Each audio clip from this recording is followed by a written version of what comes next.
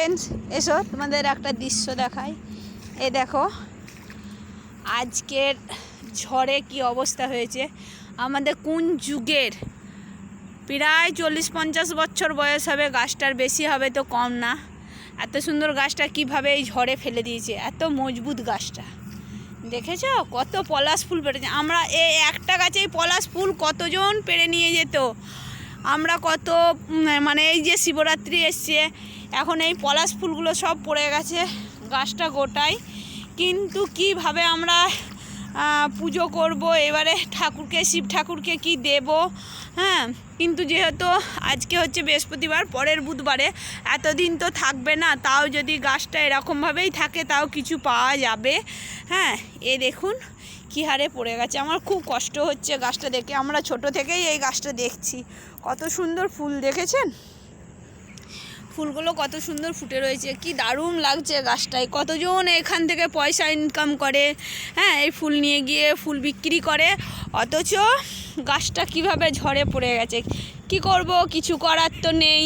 এটা বিধাতার মার, হ্যাঁ, এটা ভগবানের, ঈশ্বরের দান, প্রকৃতির নিয়ম যেটা সেটাই হলো। এখানে কাউরির কিছু বলার নাই। তো ফ্রেন্ডস, তোমাদের এই ভিডিওটা কেমন লাগলো তোমরা অবশ্যই কমেন্ট, শেয়ার, লাইক করবে। কেমন? তো এই দেখো ঝড়ের সঙ্গে সঙ্গে জলও হয়েছে, কত জল মাঠে আমাদের। আর ওই আমার বাড়ি, আমাদের বাড়ি থেকে আমাদের এই যে গাছটা খুবই কাছে ছিল।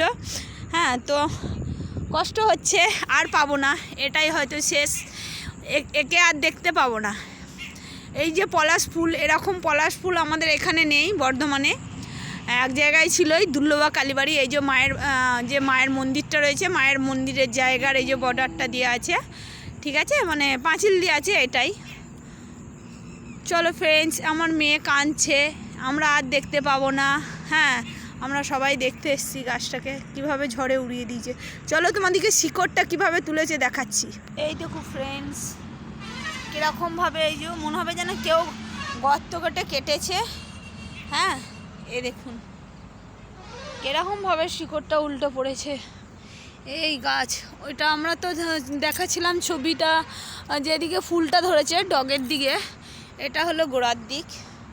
খুবই কষ্ট হচ্ছে, কিন্তু কিছু করার নেই, উপায় কিছু নেই।